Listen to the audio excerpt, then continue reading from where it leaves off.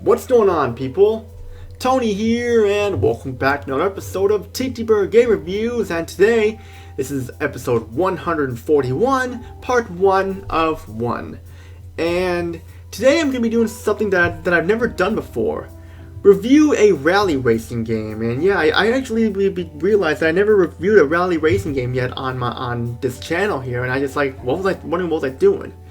And I've played a lot of racing games in my time, like a lot of off-road, road racers, like drifting racers, like ridge racers stuff, and races that I had to use like regular cars, like Need for Speed and Burnout and all that stuff. But I never really touched on rally racing and stuff too. And I also can't mention I played Gran Turismo as well, the Gran Turismo series. I mean, you cannot talk about racing games unless you play Gran Turismo. So that was like the go-to simulator relation driving game series too, definitely.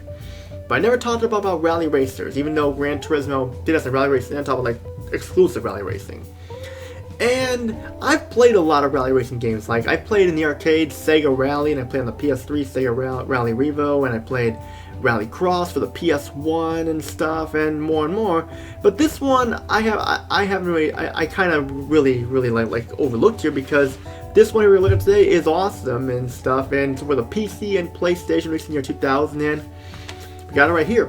This is Mobil 1 Rally Championship for the PlayStation and the PC, released in the year 2000. Now, my thoughts on Mobil 1 Rally Championship are, it's a great rally racer. It does have some problems and stuff like with the difficulty and that, but it's still a fun game, definitely. The PlayStation version of the game is considered a not very good version and stuff like that. But to me, since I'm a PlayStation gamer, I like this version, and I gave it a try. So I never played the PC game, and I don't really find that much wrong with it. Sure, like I'm sure the people say the PC version is better, but I'll be the judge of that. And as you hear, we see the opening cutscene, which showed all the rally cars that you can race as and stuff, and a lot of cool looking designs and stuff too that you can use and stuff. And that's basically what it is. This is basically like a Sega Rally clone, but just like a more realistic type of way stuff. This isn't like arcade like how it was with Sega Rally in the arcades. This is like more kind of a realistic approach on rally racing and stuff. After that opening cutscene, we pick a car, and actually I would imagine here, like when you pick a car, you hear full voice descriptions on each vehicle, and there's so much voice acting in it. It's just amazing to be able to fit all this voice acting in like one single disc and stuff. It's just amazing. And you have like you have a bunch of cars to choose from. Like so many cars to choose from. It's not even funny. Like, I think I counted over 20 some cars, maybe even more. I kind of lost track of count, but there's so many cars to use in this game.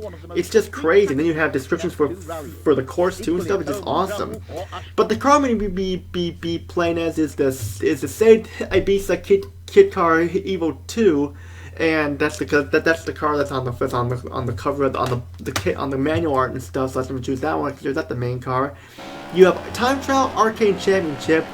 But one weird thing on Championship is that it's all time-based and stuff for some reason. I didn't really get to any races, racing opponents stuff like in the arcade, but I digress. I'm sure there's more to that, but I just wanted to show you the gist of it here. But as we get started here, like the game's graphics look really good. I mean, like forgetting about 2000, these games' graphics still hold up really well. Like you got nice looking car models, nice looking weather effects for the background. The backgrounds themselves look nice, and this is one of the few racing games where you have vehicles that actually have wipers that you can mess around with too. Like you press a triangle button, you can choose the speed of the wipers too, and you have so many different camera angles you can choose from, like a first person center view of the car, or like a driver first person view of the car, and stuff like that, and more, or like just like a point of view where you just see nothing but like the track itself. And I choose a third person view because you know me, I like racing games in third person. That's just me. And you basically it tells you like where to turn and everything like that, and just like you just turn stuff. And I will admit I am not very good at the championship mode. Like I pretty much came in for the most of them, like with time, my time was one of the slowest and stuff. So yeah, and yet like turning the car is, since it's a realistic type way, it can be difficult to control at times too. But it's understandable because this is rally racing. Those cars are going to be like that. I mean, Sega Rally was like that. PS3 style Sega Rally Revo was like that too. Rallycross was like that, and same with Gran Turismo with the rally cars too. They're supposed to be handled realistically, so that's the thing there. I will admit though that some some of the tracks look similar to one another. It's like they look although they're different, some of them are just slightly different from the track before and stuff, and just can get a little repetitive is what I mean. But I mean, I'm not saying it's a horrible thing, I'm just saying that. Like, for sound now, I kind of go up on top here. For sound, sound is great. Like, you have the kick-ass music in the menus and the open cutscene, and you got the dialogue log from the guy talking about the cars, and then the guy talking about the course you're racing and stuff, and they sound great, definitely. They sound good, and we give you all the details about it and stuff. Some people are not going to really care about the history of the tracks or the cars or whatever and stuff, but I think it's a nice feature to have, in my opinion. So those of you who don't really know much about rally racing and stuff, they give you some idea of what rally racing was like back in the day with in the 80s, the 90s, the 70s, 60s, and all that stuff. So nice feature to have. I mean, it's just amazing how much content they were able to put on this, especially because it's PS1 game and stuff as well. No, of course, it's a PC game as well, but I'm just saying, yeah. But I will admit, one disappointment I have about the sound: there's no music during the races. It's all silent. And I don't know. I mean, I guess because didn't have it because it's probably because the game wouldn't run so well if there was music on during the races. It's just I really wish that they gave you the option to have music during the races. I mean, I'm not saying it's the worst thing ever, but still, it would have been nice if there was sound, if there was some music in the background. I mean, I don't mind hearing a rally car engine going on. That's just me though, haha. But yeah, let's get back in track here. The gameplay here, like I mentioned, the gameplay is awesome. You basically you have time trial, championship, and arcade, and I'm showing footage from both the championship and the arcade. And championship, you're trying to race against, get the fastest time, going through the checkpoints, stuff that, and arcade, you're five racers and stuff, and that's what it is. Pretty cool stuff indeed. All this stuff. You've got, like I said, you've got a big amount of cars to choose from. I'm sure a lot of them look similar to one another, except for the paint job and everything, but still. It's an amazing feature to have because it's just awesome, in my opinion. It's just awesome. But, aside from that, like I mentioned, the complaints I have is the sense that, some of the tracks do feel similar to one another and stuff. I mean, sure, there are also tracks that have rain and snow and it's dark out or it's foggy and stuff, which is nice to add like that and stuff, but still. And just be careful with turning, because I know, like I said, this is a realistic handling racing game, and be careful, if you turn too much, you'll go off the course and it'll cost you time on the clock and stuff. I mean, I did better in the arcade than I did with the championship, because I feel like I do better with racing against other opponents, but still, that's just me.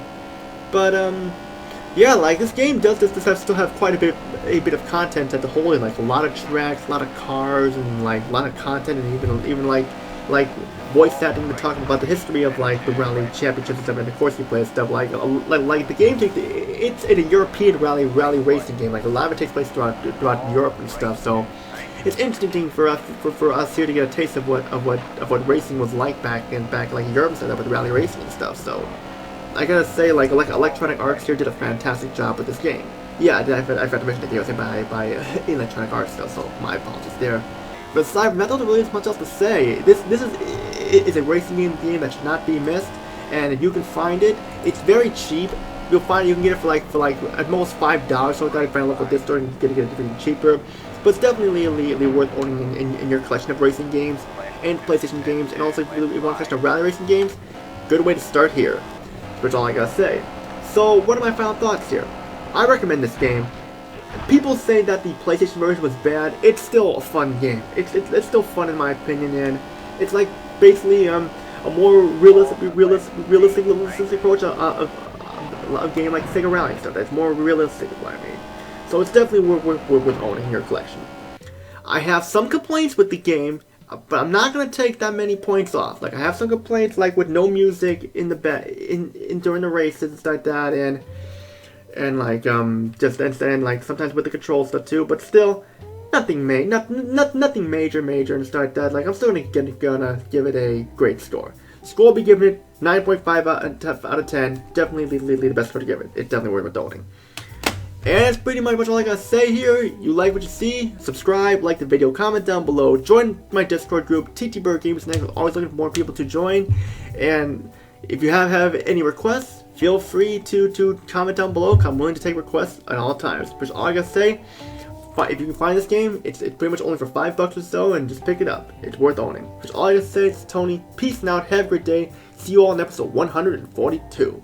Well, what will hold there? Find out. That's all I gotta say. Peace out, everyone.